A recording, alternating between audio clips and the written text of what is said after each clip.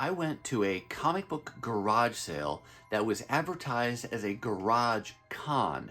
Now, there were 3 different sellers there, and I wasn't sure what to expect, but I came home with some really amazing deals. In today's video, I'll show you my haul. Check it out.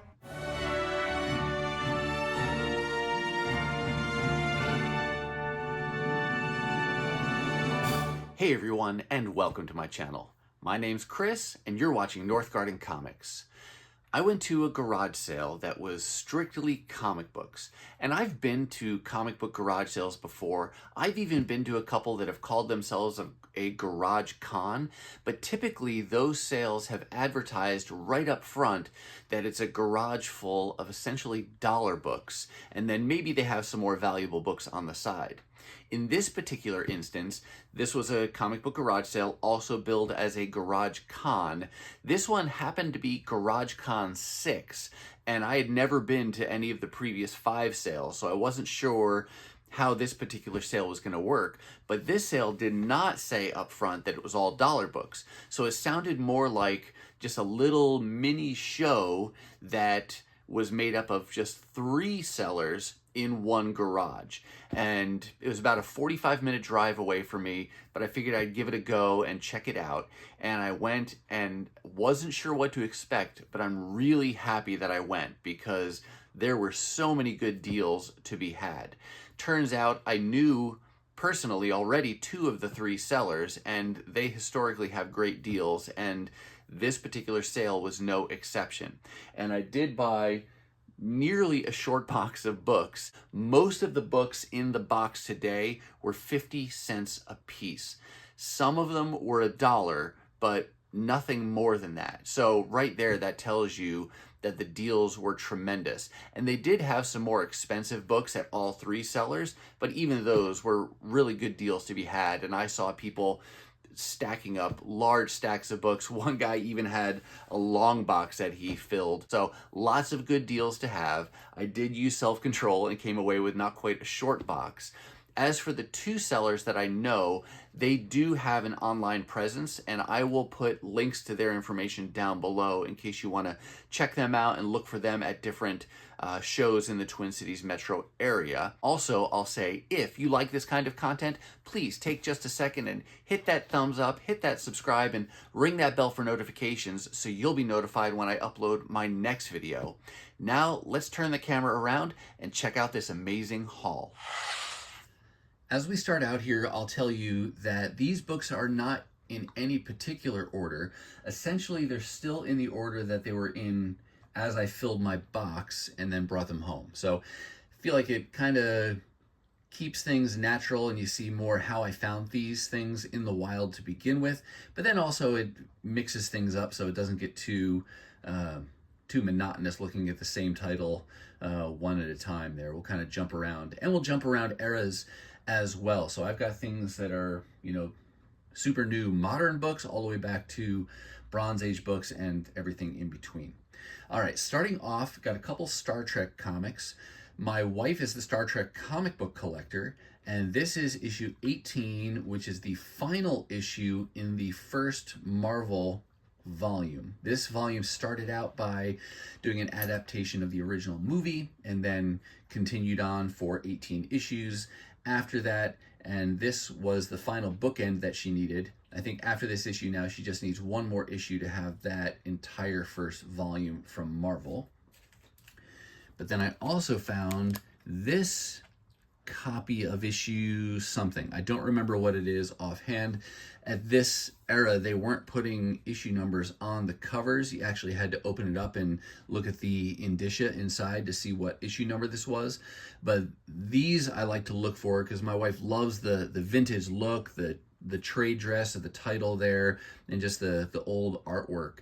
I typically, when I find these in the dollar bins, they are definitely reader copies, so low to mid-grade, but still, if you get a decent enough copy, then you can still really enjoy that artwork on the cover, and you pop that in a Mylar, and it really, really brings out the aesthetic as well. So always happy when I can find that original series era of books for just $1.50. Up next, we got some John Carter, Warlord of Mars. This is a series I just recently decided to collect, and it's because I found a copy of issue number 1 in a dollar bin.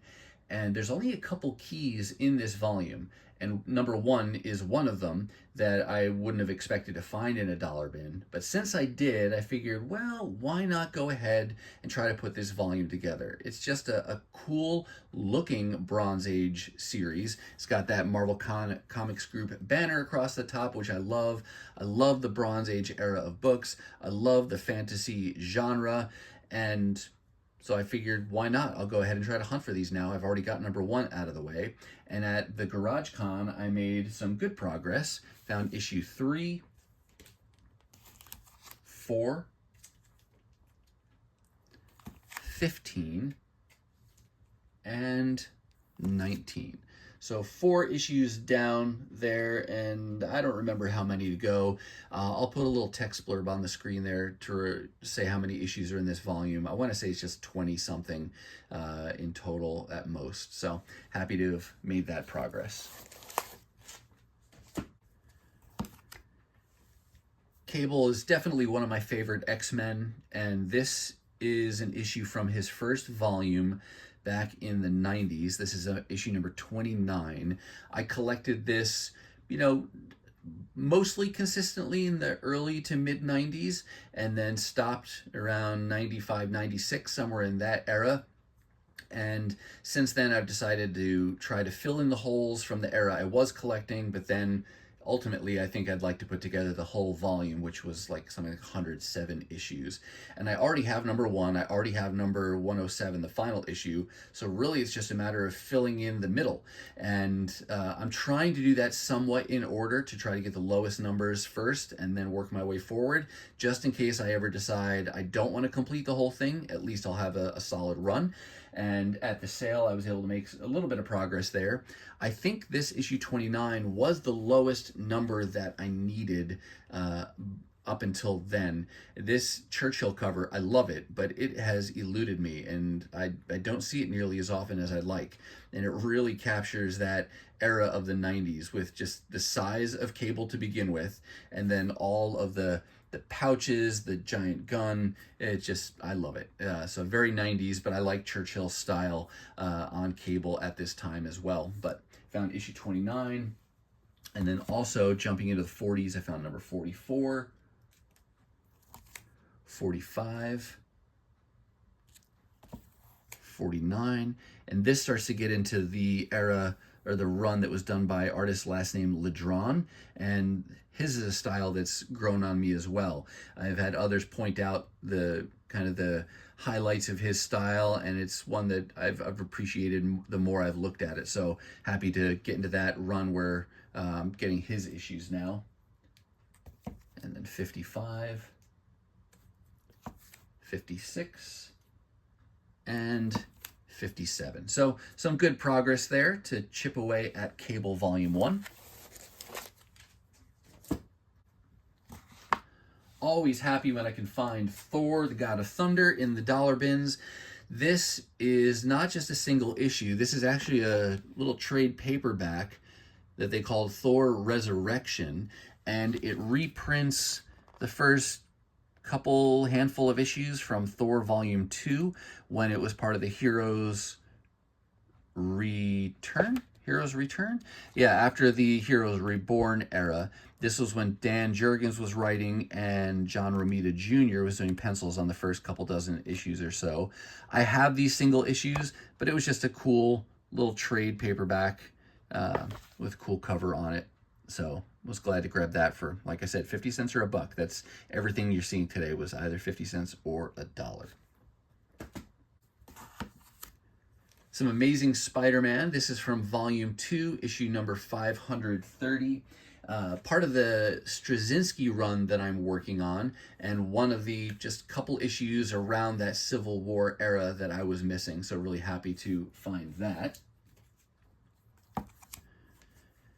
Here's what I think is a one-shot, though there was a series of one-shots like this where it was X-Men, Wildcats, and then a different age. This one is the Dark Age, but I think they They may have done golden, silver, modern, at least. I don't know if there were any others, but as I find those, I pick those up.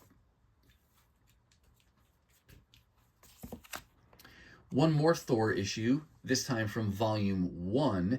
This is issue 323, which is outside really my target range of issues to collect. I'm really focusing on the Walter Simonson run, which I'm getting close to completing with the exception of a couple of the bigger keys. So not sure if I'll really go for those. I am soon expecting the latest printing of the omnibus of Walter Simonson run to be showing up sometime in June. But that'll probably be how I satisfy myself with those issues, just so I can read them.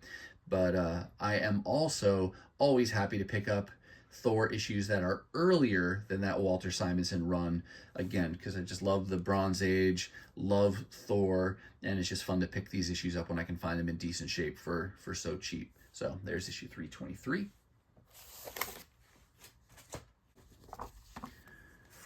Another title I'm working on completing as much as I possibly can is Fantastic Four Volume 1.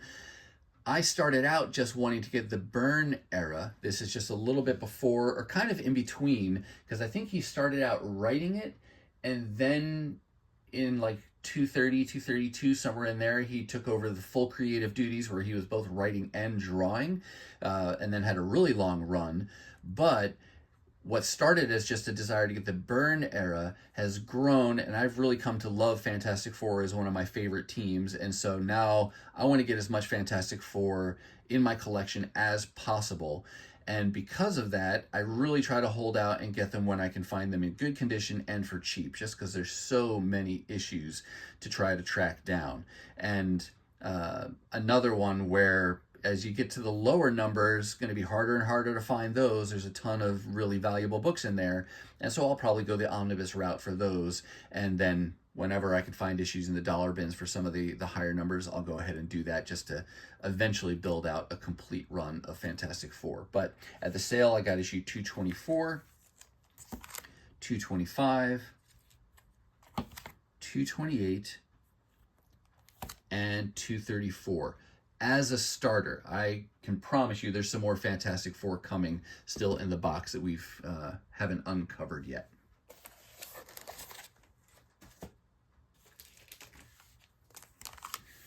Here's Guardians of the Galaxy, Volume 1, issue number 25. I found a copy of this not too long ago in a dollar bin, but it wasn't the foil reflective cover, and this one is. And so I definitely wanted to get that gimmicky cover because I love these reflective covers, and so happy to have found the actual foil cover in the cheap bins there.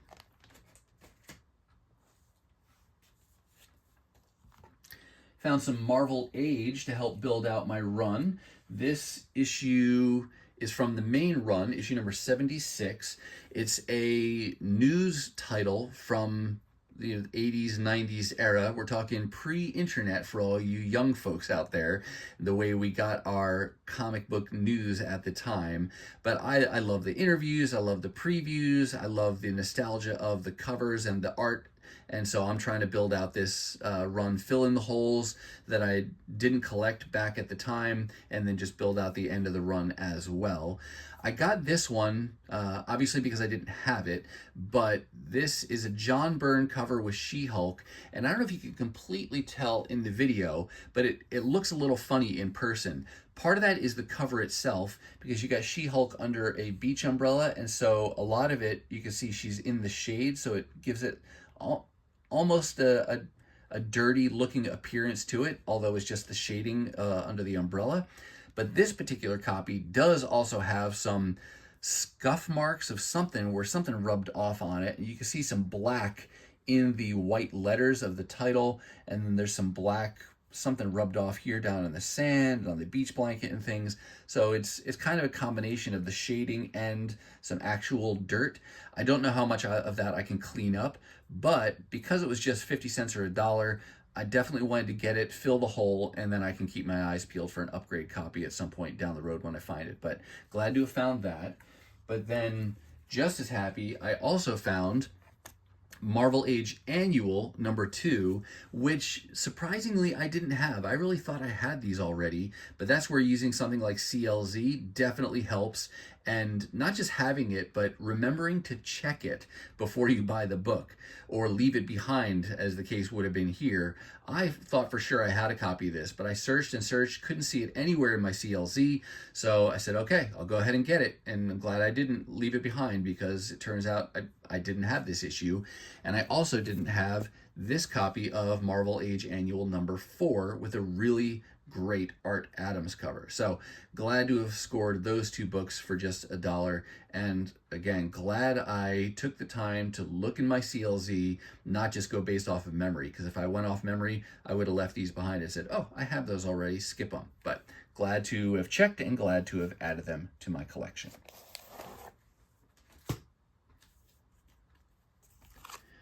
Here's a little more Fantastic Four, because like I said at the beginning, these are in no particular order. So this was likely a $1 book, but it's issue number 163, and I'm always very happy to pick up those sub 200 issues when I can find them in decent shape and for such a good price.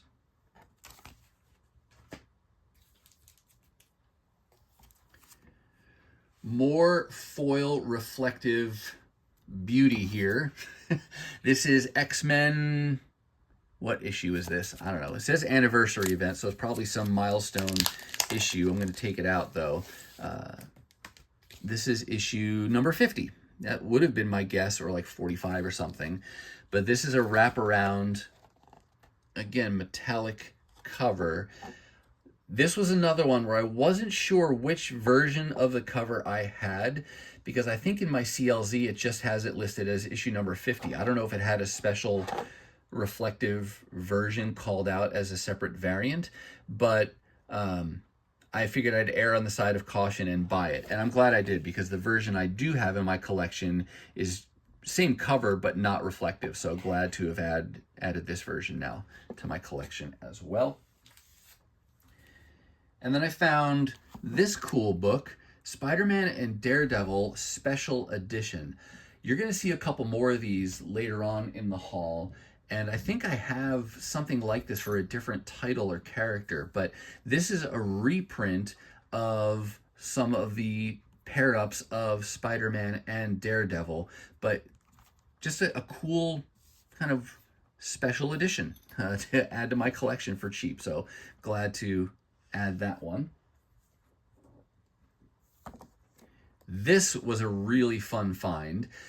Recently, I showed something to do with Savage Dragon, and somebody commented, I think it was Big Elbow, who commented, hey, have you ever checked out the first 10 or so issues of Savage Dragon? Really great storytelling from Eric Larson, and you won't be disappointed. And so I decided, what the heck, why don't I go ahead and try to track those down? Because I think I had the first maybe 3 issues or so, or maybe I found issue 1. I don't know what it was, but I had a little bit. And oh no, it was issue number 2 I had. Sorry, I'm thinking out loud here.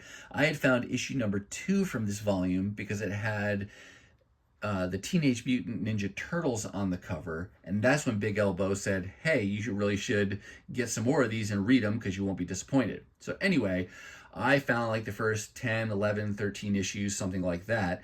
But issue number 12 I had not found because it is a minor key with first appearance of the She-Dragon. But now I filled in that hole for just 50 cents or $1. So super excited to do that. And now I can go ahead and read that first 13 issues or so. And who knows where that will lead. If I like those, maybe I'll want to continue to build out that run, because I've definitely seen other Savage Dragon early issues in the dollar bins. And so, yeah, that'll be a happy addition to make my wish list if I turn out to like these. So thanks again, Big Elbow, for turning me on to those, and really glad to fill in that hole. And now I can read it unbroken for the first 13 issues or so.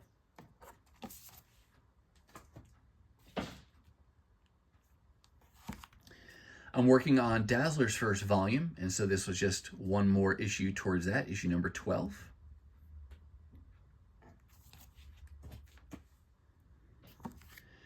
This next set of books was a surprise find, and I was happy to find these. This is issue number 2 from X23 Volume 1. So this is the first series featuring X23, aka Laura Kinney, and the only key in this 6-issue volume is issue number 1. It might be what, a $10-15 book for number 1, but the others are not. That being said, I was really happy that they had all of them for $1 a piece, and so I figured, what the heck, I'm going to go ahead and get 5 of the 6 issues for $1 a piece, and then we'll worry about if I ever get issue number 1 or not. Also, they're just really cool covers. I think it's Billy Tan that's doing the covers, and yeah, he's doing some of the art inside as well. But that's issue number 2. That's a cool cover on issue 3. There's 4. Issue 5. And then issue 6. So great to find all 5 of those issues. A series I wasn't collecting, wasn't looking to get, but when they have 5 of the 6 issues all at once for nice and cheap like that and in really nice condition, I'm going to go ahead and grab those. And then, like I said, we'll worry about issue number 1 down the road if I ever get a copy of that, or maybe they'll, maybe there's a facsimile or something like that I can get in a worst case scenario. But just still fun to have issues 2 through 6 with the cool art and a really cool character to boot.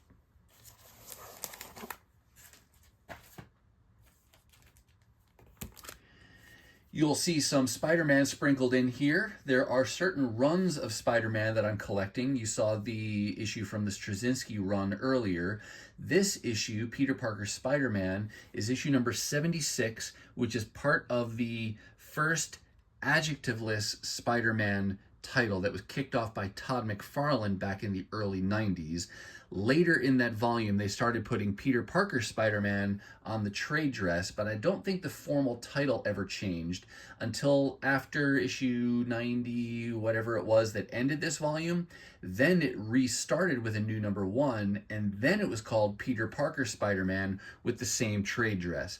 I point that out because collecting these series can get a little confusing for multiple reasons at this time, but that's just one thing to kind of know going in if you're collecting the later part of this run. I have been working on the John Romita Jr. portion of this Spider-Man volume, in addition to what I already had from the early Todd McFarlane days before he left the title to go, found Image with a bunch of other people. But this was the final issue from the John Romita Jr. run on this volume that I needed, and I was really happy to find that. Really nice condition, and again, just $1 book. So really happy to complete that run. Love that feeling of completing a run you've been working on for quite some time. Here was one of my most surprising finds of the day, especially since it was just $1.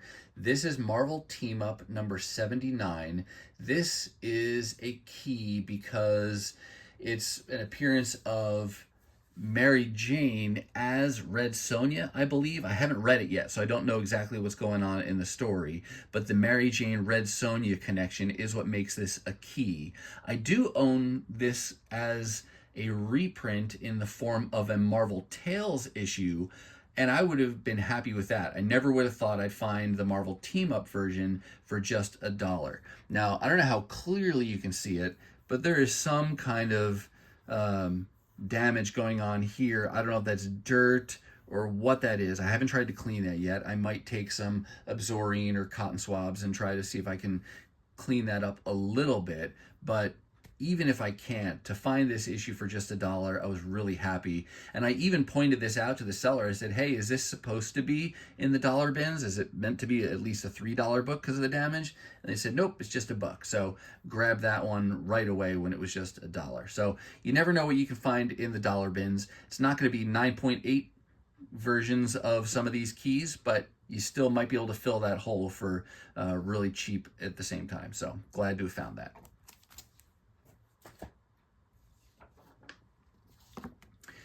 This is New Mutants number 81, and honestly, this one's just an upgrade copy for me. I found a copy of this somewhere back in a cheap bin at some point when I was trying to build out this run, but I had noted in my CLZ that I wanted an upgrade copy because I think mine was pretty dirty in the corner box or down here where the Spidey head is. But yeah, now I was able to get that. Pretty sure that one was just 50 cents for getting an upgrade version of New Mutants 81.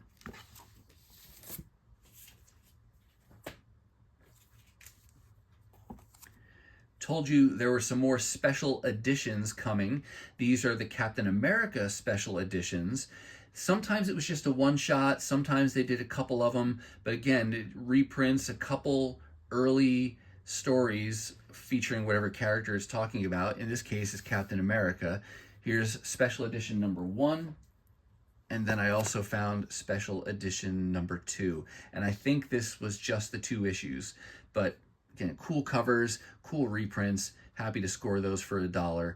And they kind of fit that kind of category of because it's a reprint, it's a special edition, it's a little bit different than your normal run filler. So another reason why I like to pick up some of those special ones. The other one I think I do have in the form of a special edition. It may be one that reprints Hulk 180 and 181. I don't know if that was formally called a special edition or not, but it was very similar, where it takes a couple issues and reprints them like this in a collected little format. So fun pickups.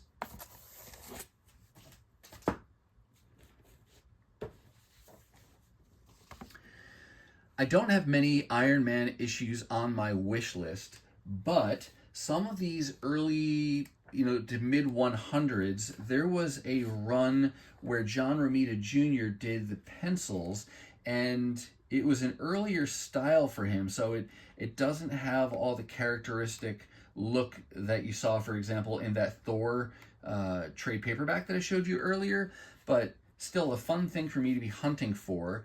And I was very happy to come across several of the issues in the 140s and 150s for just 50 cents a piece. And they were, as you see them now, no bag, no board, but they're still in decent shape. So I grabbed issue 141, 143, 144, 145, 147, 148, 154, sorry, and 155.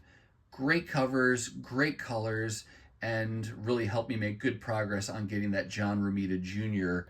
era of when he was doing the pencils on this. So you can see David Michelinie was writing at the time, John Romita Jr. doing the pencils, and then your other credits there. So very fun to have found that many issues from that era for so cheap and in such good condition, especially since they weren't even bagged.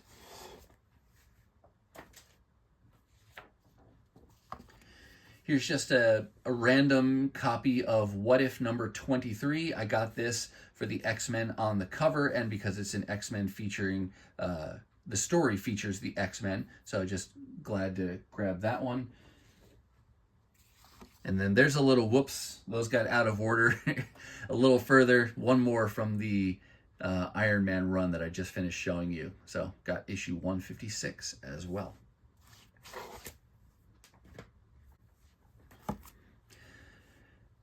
I think we're going into the 90s with this one. I had never seen this book before, but I love the X-Men, and so anything new or different that I find featuring the X-Men, I'm likely to pick up. This is called Codename X-Men. It's a number 1. I don't remember offhand if it was a one-shot or if it was a little series, but let's take a look and see if we get any clues here. It's a story, so it just says Marvel's Comics X-Men number 1, volume 1, number 1 from July 2000. So we'll see here. Mark Miller writing, Sean Phillips and Duncan Figueiredo. That font is hard to read. Anyway, that doesn't really tell us too much other than it's at least a one-shot. Oh yeah, look at this. Hey Kids Comics from the Marvel Universe. So you've got Captain America, X-Men, Fantastic Four, Daredevil, Thor, and Spider-Man. So maybe it was a series of one-shots that they did.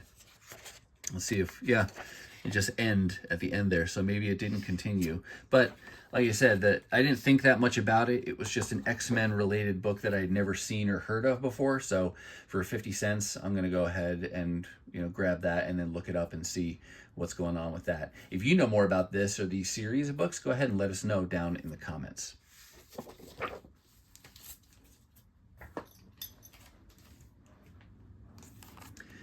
Coming back to some Spider-Man with just one issue, just one that caught my eye because it was listed here at Spider-Man Collector's Preview. And so you've got Ben Reilly on there as well as Peter Parker. And so a preview type of a book, just thought that'd be a fun thing from the 90s era to be able to pick up. So always glad to find these kind of promo books or these little bit different things that aren't just from a straight up run that I can add to my collection for cheap.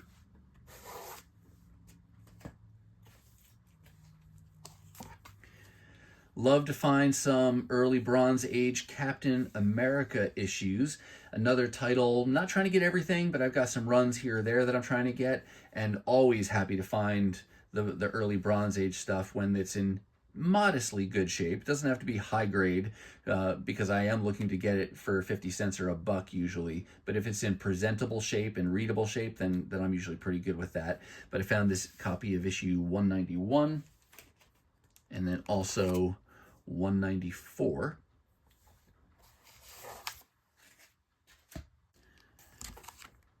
Coming back to some more Spider-Man. This was one I just grabbed because I saw clearly it was a John Romita Jr. cover and had to look it up later to see what exactly it was. This is Amazing Spider-Man number 8 from volume 2. You saw that issue from the Straczynski run earlier. This is the very beginning of that volume 2 run, and the Straczynski run started somewhere around issue 30. So I haven't been working on anything prior to that, and so I didn't know much about the creative team at the time, but it looks like you got Mackie writing it, John Byrne drawing at this point, but it was a John Romita Jr. cover. So just happy to grab that cool looking cover. I'm not going to try to build out this whole volume or anything like that, or this early part of the volume, at least not right now. That's not a goal. We'll see what the future holds, because then what I can show you right after that book is this one here, which is Peter Parker Spider-Man. This says first spectacular issue, but now I'm confused. I thought this was going to be from that same volume too, but I don't think it is. Let's see if we can get that tape off there and remind myself what this might be that reboot that I told you about before, where it the Spider-Man volume 1, the adjectiveless one, ended with issue 90 something and then it restarted as Peter Parker Spider-Man. That may be what this is. Yeah, Peter Parker Spider-Man volume 2 number 1 from January 99. So yeah, that is the continuation. I do have this issue already, but a different cover. So that is a variant cover for me. And again, the John Romita Jr. I like that kind of looks like the Spider-Man symbol, but as the sun in the background there. So very cool to find that.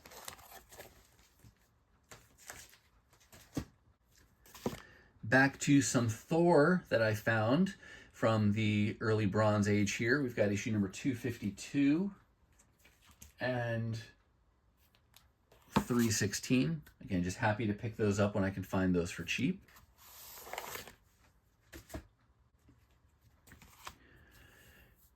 I love these early Marvel reprint titles. This one is called Marvel Double Feature and features, as it says, Captain America and Iron Man. Interestingly, both Captain America and Iron Man appeared earlier in the title Tales of Suspense. That was both of these characters similar, presented like this. But in this Marvel Double Feature, they reprint 2 stories, but not from the same issue of Tales of Suspense. So I'm guessing that in an original issue of Tales of Suspense, you'd have a Captain America story and an Iron Man story. What the reprint does, though, is pulls a Captain America issue from one issue of Tales of Suspense and then an Iron Man story from a different one. So, for example, this Iron Man story is one that was pulled originally presented in Tales of Suspense number 86.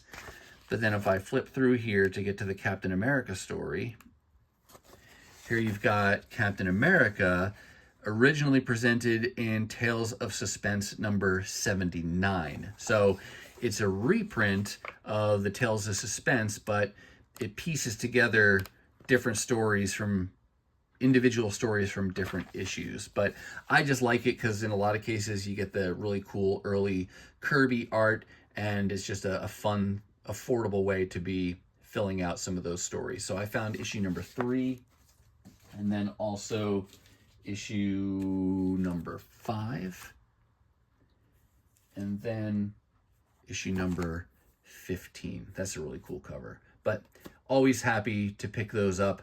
They're in modest condition, but great art for a very affordable price.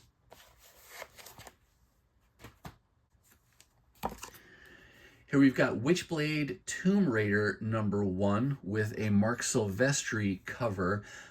I don't think there's any key significance to this. I will say that when I grabbed it, I probably wasn't sure, and so I figured better to grab it and then figure it out later.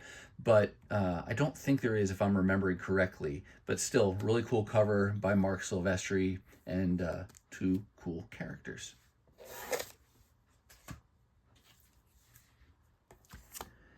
These were kind of fun finds for me. I had shown in a video not too long ago that I found some thicker comic books called the Avengers Universe.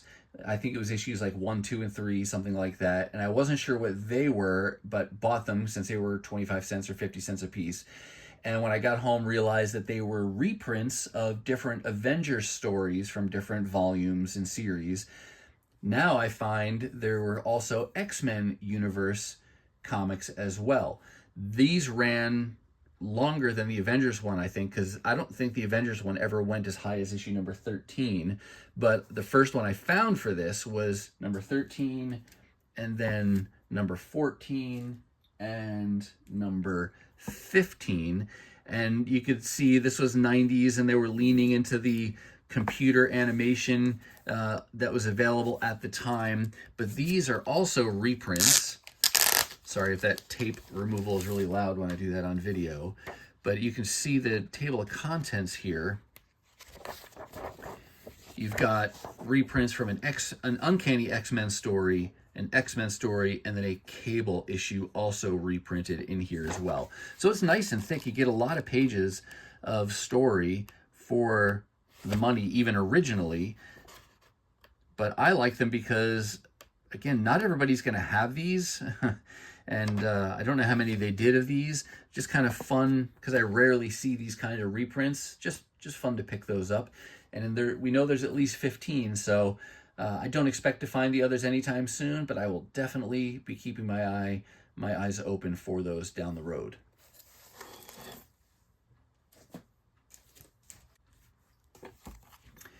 Here's a fun one-shot, another book that I'd never heard of or seen before. This one's called X-Men Millennial Visions. This one turns out is just a book of, pinups and, splash page art from a variety of different artists. So always happy to pick those up again because it's X-Men and I love the characters so much. It's just kind of a one-off like that to be able to grab and add to my collection. And this one has the added benefit of having a nice Arthur Adams cover art as well. Here's another issue from that Marvel team-up that we saw earlier. This time it's issue number 140, and I got this one just because it was a cool cover featuring Black Widow. Love the red and the black. This is a Bronze Age title that I kind of am on the fence about historically, where do I want to collect it all or not? It ran for 150 issues in total. I do have issue 150 and 149, so I've got the back end bookend. Number one is not going to be a dollar bin book, so I don't know that I'd ever find that one. But most of the issues in between, you can find a lot of them for cheap. And so I will say I've been leaning towards the side of the fence of saying, well, maybe as I find those issues for cheap, I will continue to get them just to have them. Because they're not reprints, these are new stories, and it teams up Spider-Man with a variety of different heroes throughout the Marvel Universe. So it might be something I want to collect. How about any of you out there? Do you collect this title? Do you like it? Do you recommend it? It's got some great art and great creators in here. So, even as I'm talking, you can probably gather I'm probably leaning more and more towards, I'm on the pendulum is swung to the side where I want to get this.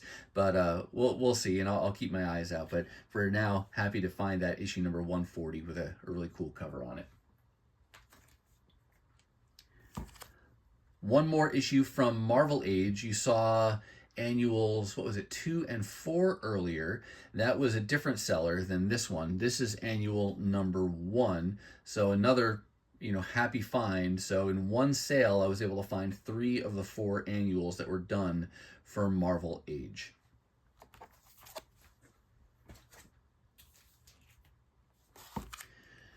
Coming back here, a little bit more John Carter, found issue 5 as well.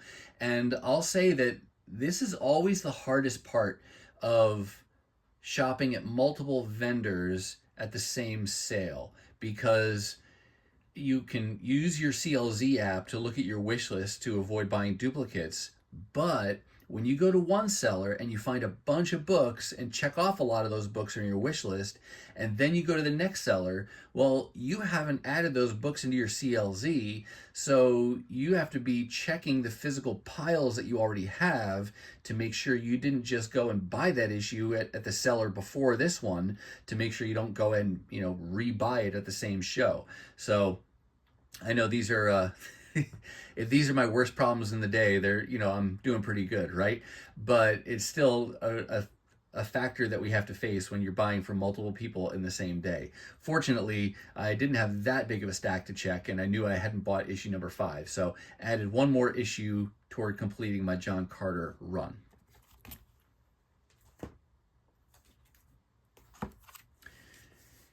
There was a 5-part limited series called New Avengers Illuminati that came out during the Bendis run of things. And were there an issue or 2 of this that got hot for a little while because of the appearances of the Illuminati?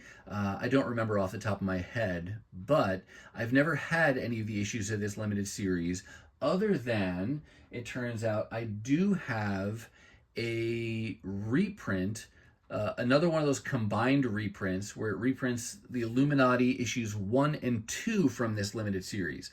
So I have a reprint of issues 1 and 2, and then at the sale, I found issues 3, 4, and 5 with Jim Chung art and Jim Chung covers. So very happy to have found those 3 issues.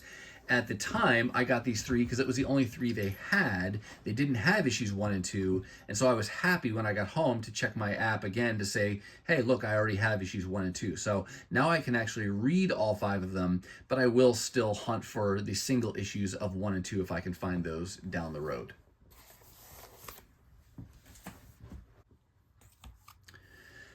Here's a series that I will eventually collect more aggressively as time goes on. This Mutant X story, I believe, if I remember correctly, this title spun out of the story at the conclusion of X Factor Volume 1.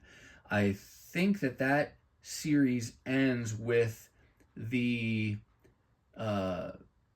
supposed death of Havoc, but it turns out in reality he really just goes into an alternate reality. I don't know if the characters in the main 616 universe think he died or if they think he went to another universe, but from a publication perspective, I think Mutant X picks up Havoc's story after X Factor concludes, and then this series continues on. And I've picked up issue number 1, and then 2, 3, and 4, and now issue number 5.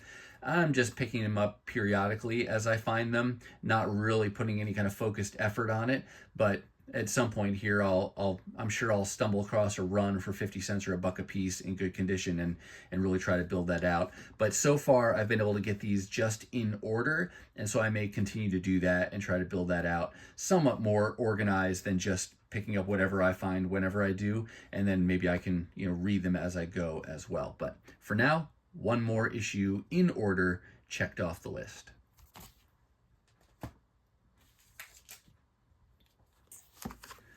Coming back to a little bit more Fantastic Four, this is issue 294, which I believe is the very first issue after the John Byrne era concluded. I think his last issue was 293. Let's go ahead, let's take a peek and just confirm if that's true. It looked like the cover was done by Jerry Ordway. What do we got here? Dun, dun, dun. Do we have it? Do we have credits here anywhere?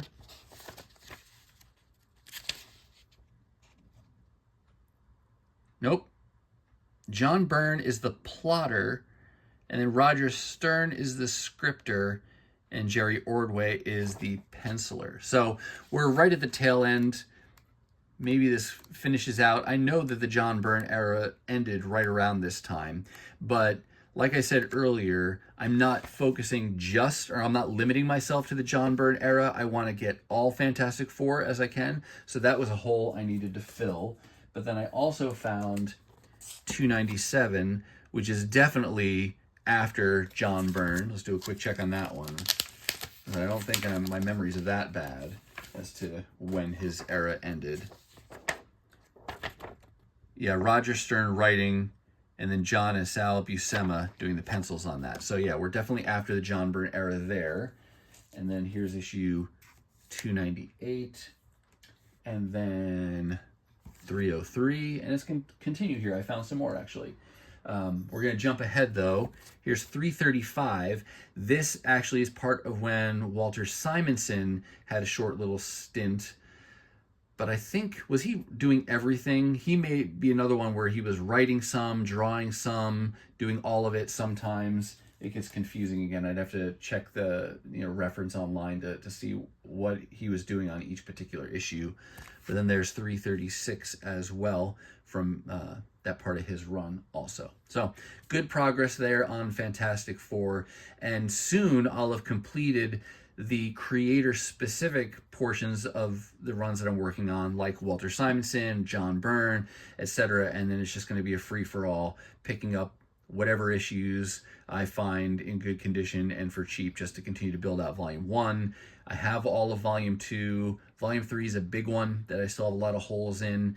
And then, there's several volumes after that. But yeah, it's fun to be hunting for these things and making that progress as we go here.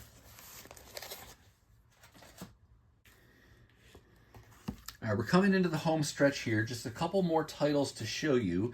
This first one is Ms. Marvel. This is Carol Danvers before she was Captain Marvel, and it's a volume that I have a handful of issues from, and I just continue to chip away at it as I can find them. I don't come across these terribly often, especially not in the dollar bins, so always happy when I can, make some good progress on a volume like this.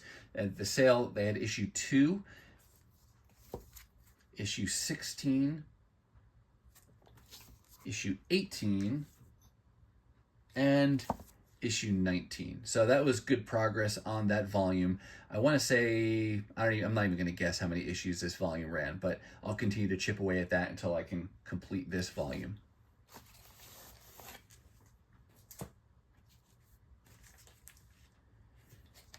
And then the last title to show you are some issues from this volume of, I can't quite say Fantastic Four, but it clearly is a Fantastic Four book.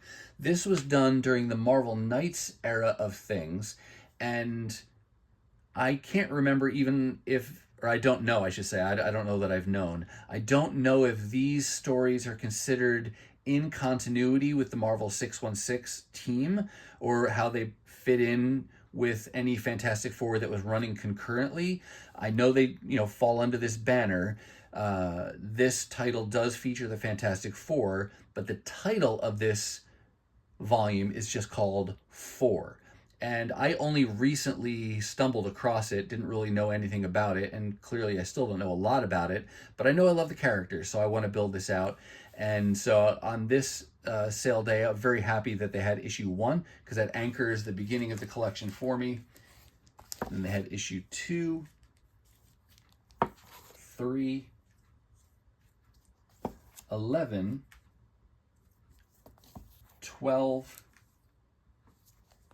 14, and 19. So some cool covers there. I don't remember how many issues this volume ran offhand. I'll put it on the screen for your reference in case you want to know, but great progress there, especially with some of those earliest issues. It always feels good to anchor your run with those early issues, and then you can just fill in the rest as you come across them. But any of you collecting this title and can tell us more about it, go ahead and let us know in the comments. But with that, that finishes up this haul from GarageCon 6. All right, that's going to do it for me, and that's going to do it for this haul from GarageCon 6. Again, I am so happy that I decided to go and check it out because the deals were tremendous, and I do hope you liked something that you saw in that box of a variety of different titles from eras and characters and things like that. But what about you? What kinds of things are you finding on your own comic adventures? Let us know down below. Now, if you're not quite ready for the YouTube fun to stop, I have hand-selected a couple videos here for you to check out. As always, thank you so much for watching, and I'll see you next time.